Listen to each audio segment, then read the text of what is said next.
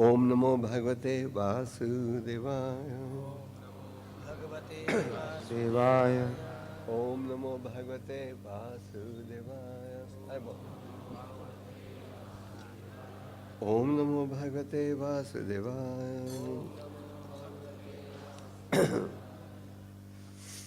तो मैं आज आपको भागवतम के 11वें स्कंद के 10वें अध्याय का छठा श्लोक पढ़कर सुनाना चाहता हूँ। इस श्लोक में भगवान श्री कृष्ण उद्धव को उपदेश दे रहे हैं कि शिष्य की क्या जिम्मेदारी होनी चाहिए।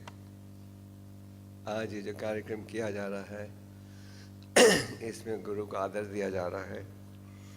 और जैसे मक्खन लाल प्रभु कह रहे थे, कोई बाहर का व्यक्ति अगर इस उत्सव को देखे तो कह सकता है, सोच सकता है ये तो बहुत ज़्यादा आदर दे रहे हैं और इतने ही धूमधाम से उत्सव क्यों मना रहे हैं। प्रभुपाद जी ने समझाया है इस विषय पर कि व्यास पर जो उत्सव इसलिए मनाया जाता है क्योंकि गुरु व्यासदेव जी के प्रतिनिधि के रूप में व्यासदेव का संदेश दे रहा है। और गुरु के क्या गुण होने चाहिए, इस विषय में रूप गोस्वामी जी कहते हैं, वाचो वेगम मनस क्रोध वेगम जीव वेगम उदारपस वेगम। कि गुरु को मन और बुद्धि पर वश होना चाहिए और उसे गुरु परंपरा द्वारा शिक्षा ग्रहण करनी चाहिए और उसका आचरण शास्त्रों पर आधारित होना चाहिए। तो हमारे इस्कॉन संस्था में अनेक गुरु, अनेक भक्त ये गुरु की सेवा का पालन कर रहे हैं। ये एक सेवा है क्योंकि परंपरा को आगे बढ़ाने के लिए गुरु का होना भी आवश्यक है। कई बार कभी कभी कोई दुर्घटना भी बीत जाती है। इसका ये मतलब नहीं कि जो परंपरा का रिवाज है या सिस्टम है उसको बदला जाए। और इस्कॉन संस्था में बड़े कड़क नियम हैं, जैसे आप जानते हो दीक्षा के कड़क नियम हैं, गुरु की जिम्मेदारी उठाने के कड़क नियम हैं, संन्यास ग्रहण करने के बड़े कड़क नियम हैं। क्योंकि प्रभुपाद जी की इच्छा थी कि हम सब शुद्ध भक्त बने और शुद्ध भक्त बनने के लिए हमें कुछ न कुछ त्यागना पड़ेगा। तो ये श्लोक भगवान कृष्ण उद्धव जी से सबको समझा रहे हैं और ये श्लोक इस प्रकार से है।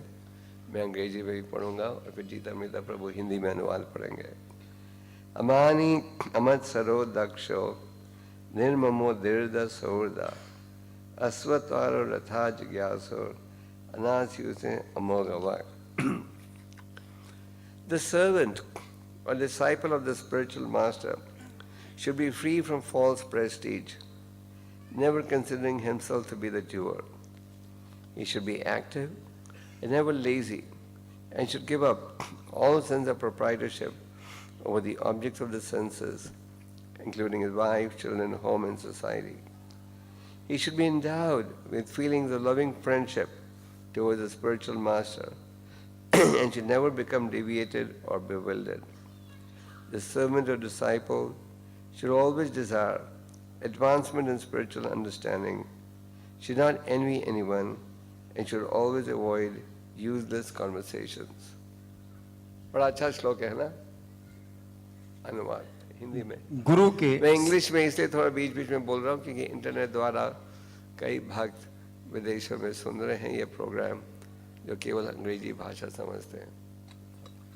गुरु के सेवक अथवा शिष्य को झूठी प्रतिष्ठा से मुक्त होना चाहिए और अपने को कभी भी कर्ता नहीं मानना चाहिए।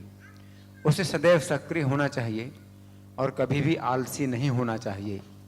उसे समस्त इंद्रिय विषयों के ऊपर स्वामित्व के भाव को त्याग देना चाहिए, जिसमें उसकी पत्नी, बच्चे, घर तथा समाज सम्मिलित होते हैं।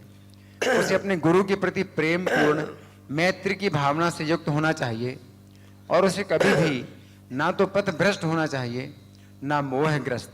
सेवक या शिष्य को सदैव आध्यात्मिक ज्ञान में आगे बढ़ने की इच्छा से युक्त होना चाहिए किसी से ईर्ष्या नहीं करनी चाहिए और व्यर्थ की बातचीत से बचना चाहिए। तो यहाँ भगवान उपदेश दे रहे हैं कि शिष्य की क्या जिम्मेदारी होनी चाहिए।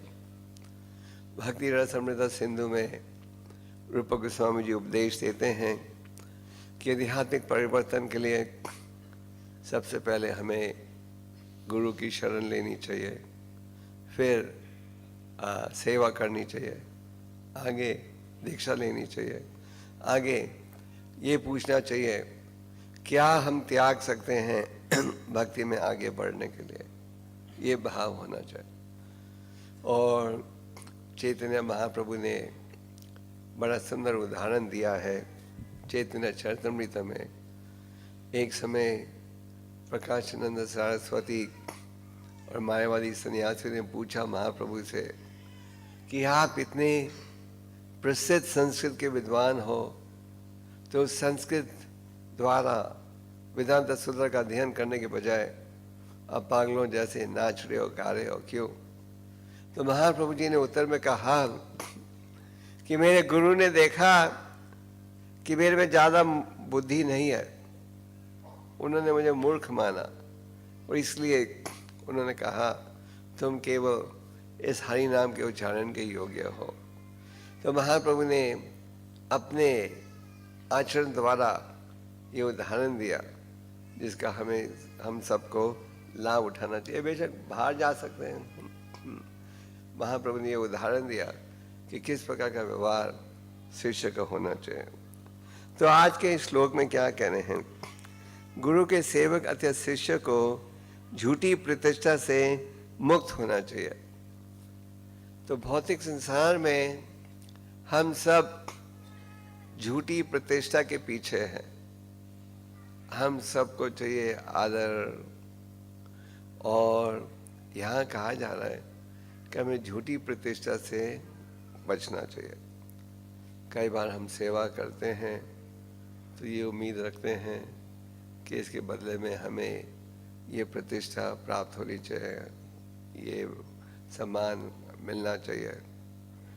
चैतन्य महाप्रभु जी ने हमें उपदेश दिया है कि अगर आप सदा हरि के नाम का उच्चारण करना चाहते हो तो अमानीना मना देना, दूसरे को आदर दो, ये उम्मीद रखे बिना कि तुम्हें भी आदर मिलना चाहिए।